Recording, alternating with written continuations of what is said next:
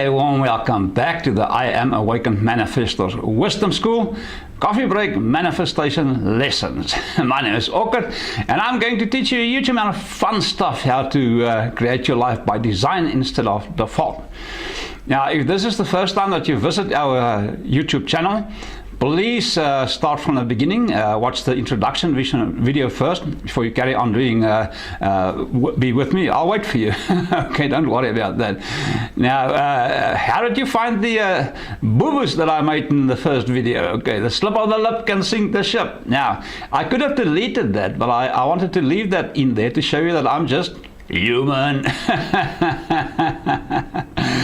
Awesome experience. Even though people call me the miracle man, I am also able to make mistakes, and sometimes I make huge amounts of mistakes. So my suggestion right at the beginning of our training sessions here is be kind to yourself. Okay, get things started. Do not get things perfect. If you actually wait for things to become perfect, you're going to wait a long time. In fact, the greatest lessons I've learned in my life is from making mistakes. So I actually say that the more mistakes you make, the sooner you'll learn to come to the other end. Okay. Now, this universe is eagerly waiting to give to you what your heart desires. Okay. Now, as we go on with these training sessions, and yesterday I mentioned to you the fact that we're going to run through those 5 concepts. Can you still remember what it was? It was the idea of raise your living standards, discover, eliminate your limiting beliefs, change your strategy, take inspired action, and then condition yourself for success. Your habits have to reflect what you believe, or else you don't believe that. Okay, so we're going to work on that, but I'm still just building foundation here, so I need to say a few more things so that you can actually go like in really good. Number 1. We use words that has no meaning to describe things that we do not understand. Now, this is of the utmost importance. Words have different meanings for different people. I often say this in live training sessions to the delegates there. What is the most dangerous book you can ever read in your life? Guess what? Most people react by maybe the one that you were thinking about, the Bible. I think the Bible is a lovely book to read. You just have to understand it correctly and read the metaphysical allegories inside that. All right, now, no, it's not the Bible. The most dangerous book you can ever read is the dictionary. Because you see, inside the dictionary, there's a lot of words that has prescribed meanings add to that, but many of those words don't have the same meaning for different people. Does that make sense? We all live in our own world with our own interpretations and so forth. Now, the sad thing about this is because words have meanings that we don't have the same interpretations for, we sometimes kill ourselves for the meaning of those words. God is a good example, okay? People have been killing each other about the word God for many ages, okay? Religion is another word. People have been killing each other, mass murderers, to a certain extent, because of the word that's misunderstood. There's no meaning in regards of that. That's the same. Now, I often do this, and I call this the law. I'll elaborate more on that as we go on. It's a spiritual law. It's the law of perception. In live training sessions, I'll walk up to a board, and with my back standing to the crowd so they can't see me, I'll write down the word zebra on that. And then I'll turn around and ask the people, well, what were the first thing that popped into your brain and mind? And they will, by the way, you'll often hear me using the words brain, mind, and I'll explain about that as we go on, because there's a huge difference between your brain and your mind. Okay. But just for now, bear with me and I'll explain that to you as we go on. Then I'll ask the people, what's the first thing that popped into your mind when you saw the word zebra? And guess what? All people will react, or most of them anyhow, will say a horse-like creature with stripes, which is awesome. Then I'll walk to the board again, and I'll, with my back turned to the people so they can't see what I'm writing down there, I'll write down the word love. And I'll walk out of the way and say, okay, what's the first thing that popped into your brain mind now?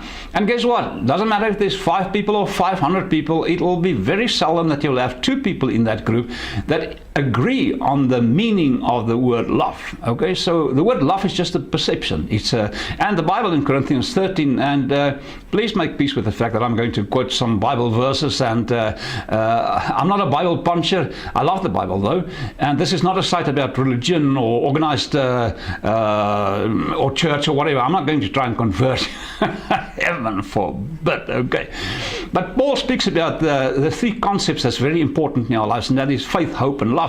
And then he says, but of these three things, love is actually the most important aspect. And we've just learned that love is a perception. Different people have different meanings that they add to that word. Love is a perception. That means the greatest law of all times are the law of perception. And you see, perception is the glue that keeps every single thing together. There's an old saying that says if you change the way you look at things, the things that you look at will change, which is actually not the truth. You have to change your perception, your consciousness about the things that you're perceiving, and then they will change, reflecting that back to you. Your internal world will change, and it's reflected back in the external world. So perception is a glue. Now, you cannot live without glue. I mean perception then, okay. So the moment you unglue or change your perception, immediately in the place of that, there is a new perception that will be glued into place. In other words, it will be reflected into your reality. Now, we're going to touch on this subject more as we go on, but just bear in mind now that we have to, as we go on through the concept of raising your living standard, discover, eliminate your limiting beliefs, take inspired action, and condition yourself for those 5 things, okay. Perception is the key to everything, okay. And the only way that you can change your perception is about changing your awareness. In other words, become more aware of things that's going on around you, reflecting back to you, so that you can become aware of things that's going on inside you. And again, as we go on, we're just building foundation here, and for the sake of time, I'll elaborate more on that as we go on. But please bear in mind, your perception is of the utmost importance. Now, most people perceive that they have their own perception about things, which to a certain extent at one or the other stage as you grow, become enlightened a little bit more, that'll be true for you. But right in the beginning, no, my dear friend, just as your beliefs were conditioned into your life by your parents, teachers, and preachers, very dangerous groups of people from time to time, okay.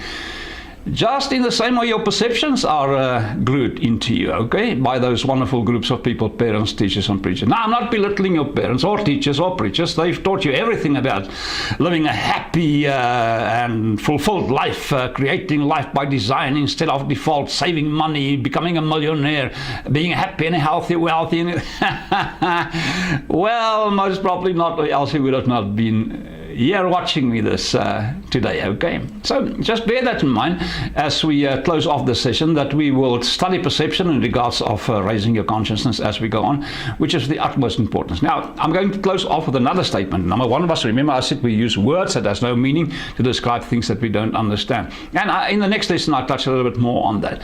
But for now, in closing this session, let me quote an old Eastern philosophy, which I think is of the utmost importance. What is life if full of care? You don't take a moment to stand still and stare. Now, in the previous video when I made that blunder with my tongue, I said, slow down, you move too fast. And I think very fast. I'm primarily a visual thinker, so we think in pictures and images. All right, but this is what I've been teaching myself for a long time now. I have to slow down. Okay, I often move too fast. I'm known as a mover and shaker, so I have to tell myself, okay, guy, be still and know that I am God. Okay, that's why my meditation practices are so important for me. I take time out of the day just to be with me. The most important person in my life is me. And again, the most important person in your life are supposed to be you. All right, in our next video, I'll elaborate a little bit more on consciousness, and I'll also start touching on the concept of I am is power. And it will free you if you know what it is and how to use it. All right, but until then, until the next video, please remember to have huge amounts of fun, and I will see you in the next video. Remember to have huge, not just fun, huge amounts of fun. All right, okay, I'll see you in the next video.